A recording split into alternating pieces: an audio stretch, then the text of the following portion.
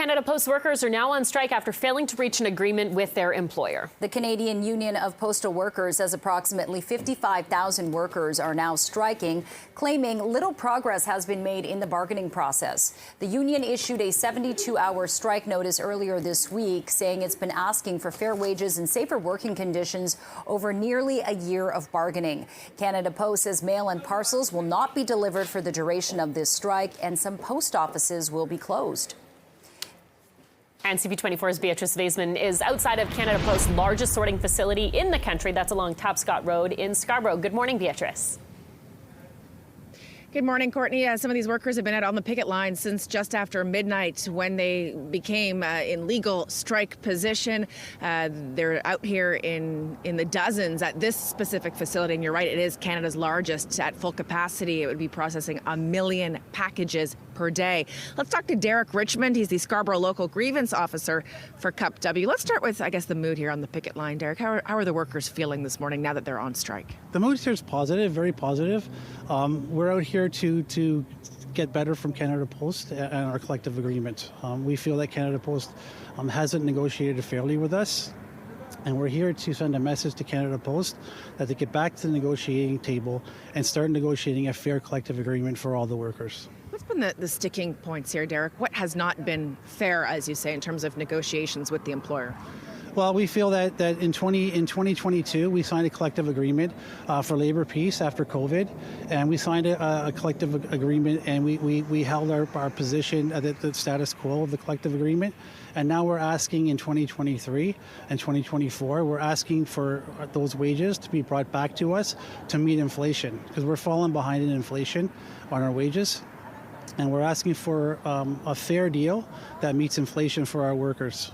When it comes to salary specifically, and I know that other job securities and retirement are part of the deal you're asking for, the employer is offering you're asking for 23% over 4 years. The employer is offering 11. I think for the average person watching at home, they'd say 23% raise over 4 years sounds like a big one. How do you get both sides closer together?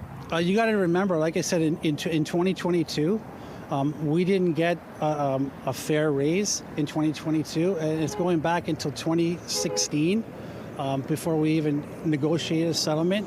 So in 2018, we got a contract imposed upon us by an arbitrator, which we lost ground in raises as well. And like I said, in 2022, we accepted a deal to fall below inflation again. And now's the time that we need to catch up to inflation. Obviously, worst possible timing for small business owners, for a lot of Canadians who are, getting ready to do their holiday shopping. What's your message to them? Because I think you're going to get a lot of frustrated people. Yes, there's people who are going to support workers' rights, but people are going to say, hey, I want my Christmas presents. And for business owners, they're saying this is our livelihood. Yeah, absolutely. They can call the CEO of Canada Post, Doug Ettinger, right away and let them know that to get back to the table and negotiate a fair collective agreement for the workers.